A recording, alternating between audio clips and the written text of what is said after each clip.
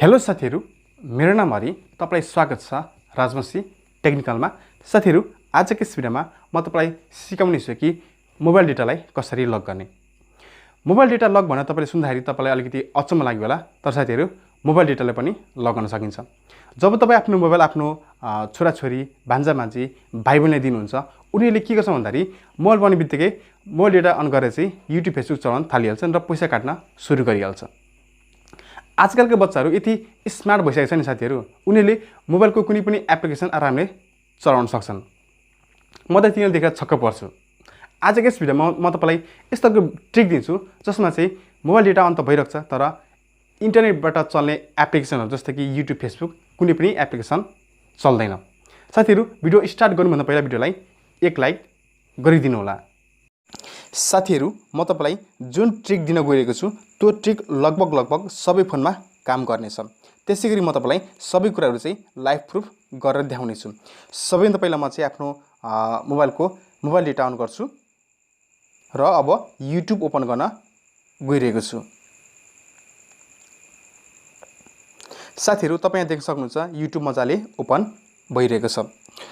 अब तपाईँ आफ्नो मोबाइल चाहिँ आफ्नो छोराछोरी, भान्जाभान्जी, भाइ बहिनीले दिँदाखेरि चाहिँ मोबाइल डेटा अन गर्दा पनि युट्युब फेसबुक केही पनि नचलोस् भन्न चाहनुहुन्छ भने त्यसका लागि सबभन्दा पहिला तपाईले चाहिँ सेटिङमा जानुपर्ने हुन्छ। अनि तपाईँ यहाँ देख्न सक्नुहुन्छ मोर कनेक्सन सेटिङ, यहाँनिर क्लिक गरिदिनुहोस्।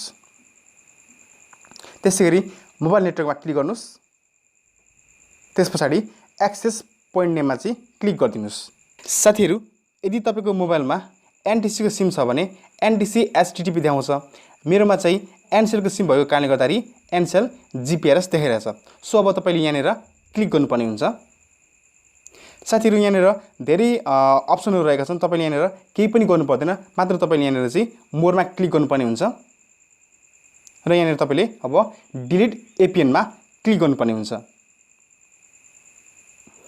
साथीहरु, यति गरे पछाडि मोबाइल डेटा त अन भइरहेको छ, तर युट्युब फेसबुक केही पनि चल्दैन। म तपाईलाई अब युट्युबतिर लान गइरहेको छु।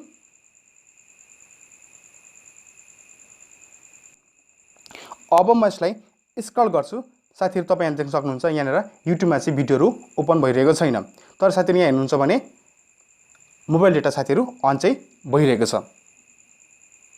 अब तपाईँ फेरि मोबाइल डेटा अन गर्ने बित्तिकै युट्युब फेसबुक चलोस् भनेर चाहनुहुन्छ भने तपाईँ फेरि सेटिङमा जानुपर्ने हुन्छ। अनि फेरि मोर कनेक्सन सेटिङमा जानुस्। त्यसपछाडि मोबाइल नेटवर्कमा क्लिक गर्नुस् अनि एक्सेस पोइन्ट नेममा क्लिक गरिदिनुस्। त्यसपछि तपाईले यस खालको एउटा इन्टरफेस देख्न पाउनुहुन्छ। अब तपाईले यहाँनिर मोरमा क्लिक गर्नुपर्ने हुन्छ र रिसेट टु डिफल्टमा क्लिक गरिदिनुस्। त्यसपछि तपाईले फेरि रिसेटमा क्लिक गर्नुपर्ने हुन्छ। साथीहरु, यति गरे पछाडि फेरि युट्युब र फेसबुक ओपन हुनेछ। साथीहरु, आजको यस भिडियो तपाईलाई कस्तो लाग्यो अवश्य पनि कमेन्ट सेक्सनमा जानकारी गराइदिनु होला। यदि तपाईँ यस च्यानलको भिडियोहरू पहिलो पटक हेर्दै हुनुहुन्छ भने कृपया च्यानल सब्स्क्राइब गरेर बेल आइकन थिचेर अल नोटिफिकेसनमा क्लिक गरिदिनुस्। यति भन्दै हस्त धन्यवाद, नमस्ते, जय नेपाल।